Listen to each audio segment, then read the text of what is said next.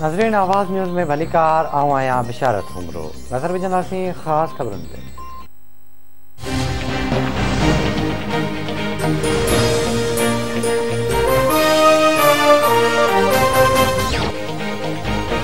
अॻूणे सदर आसिफ अली ज़रदारी ऐं पीपी चेयरमैन बिलावल भुट्टो ज़रदारी पारां उत्तर वज़ीरिस्तान में सिक्योरिटी फोर्सिस जी गाड़ी ते हमले जी मज़म्मत।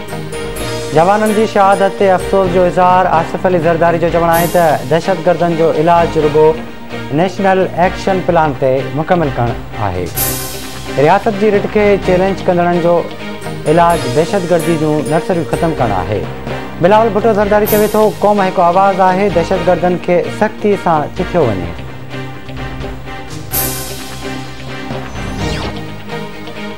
मुल्क में कातिल कोरोना वायरस ते हमला जारी। वधीक 35 मरीज़ फ़ौत। हयात विञाईंदड़नि जो 27,831 थी वियो।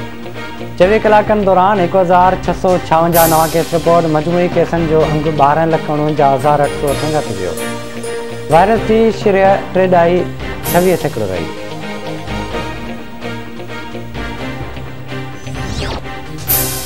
तलार भरिसां ॻोठ निमदर्स में कार इल्ज़ाम हेठि मुड़ुस हथां ज़ाल क़तल। जवाबदार अली मोहम्मद हाले पुटो महक खे घुटा ॾेई क़तल कयो।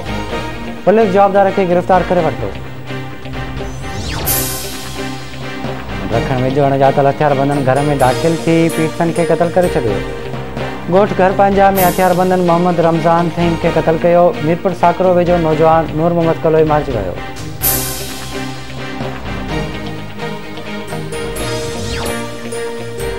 मूंझ दड़ो वेझो ॻोठ गाजीदरो में निंगरी सां मुबैना ॾाढाई जी कोशिश। रड़ियुनि ते जवाबदार फरार। निंगरी जे वारसनि जो वाक़े ख़िलाफ़ एहतिजाज। पुलिस ते ज़ाती जे इल्ज़ाम हेठि जवाबदार खे गिरफ़्तार करे वरितो।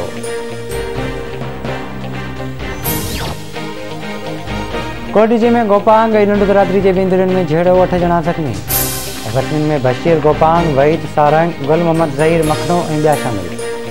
ज़ख़्मियुनि मां 3 ॼणनि जी हालत गणती चौकी ॿुधाई पई वञे।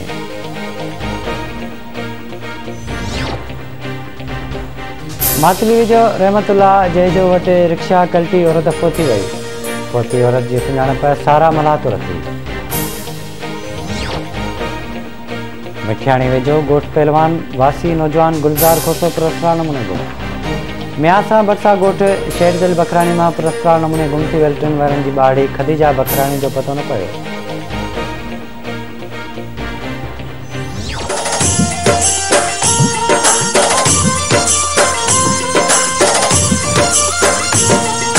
रहे सदा सिंधुअ जी छोली, मारवड़न जी मिठड़ी बोली। रहे सदा सिंधुअ जी छोली, मारवड़न जी मिठड़ी बोली। गली गली ऐं घर घर गूंजन सिंध अमर जा नारा नारा नारा नारा नारा।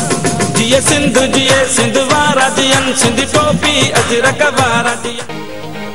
आवाज़ टीवी समेत सिंधी इलेक्ट्रॉनिक मीडिया पारां इल्मु पिरायो, सिंध संवारियो जे सिरे हेठि 5 डिसंबर ते गॾियल तौरु सकाफ़ती ॾियारो मल्हाइण जो ऐलान। सकाफ़ती ॾियारो मल्हाइण वारो फ़ैसिलो आवाज़ टीवी, KTN, सिंध टीवी, महरान टीवी ऐं धरती टीवी इंतज़ामिया पारां कयो वियो। कराची में थियल गॾिजाणी में आवाज़ टीवी जे CEO फैज़ गिरोही, KTN जे CEO मोहम्मद अतर काज़ी, महरान टीवी जे CEO गुलाम नबी मोराई शिरकत कई। गॾिजाणी में सिंध टीवी जे MD अजीत कुमार आहूजा ऐं धरती टीवी जे MD अज़हर सुहाग जी पिणु शिरकत। सकाफ़ती ॾियारी जी मुख्य तक़रीब 5 डिसंबर आचर ॾियारे कराची प्रेस क्लब वारो थींदी। तक़रीब में नामियारा रागी ऐं फनकार फन जो मुज़ाहिरो करे सिंधी सकाफ़त खे भेटा पेश कंदा। सकाफ़ती ॾियारी जी मुनासिबत सां सॼी सिंध में सेमिनार, सकाफ़ती प्रोग्राम ऐं रैलियूं कढियूं वेंदियूं।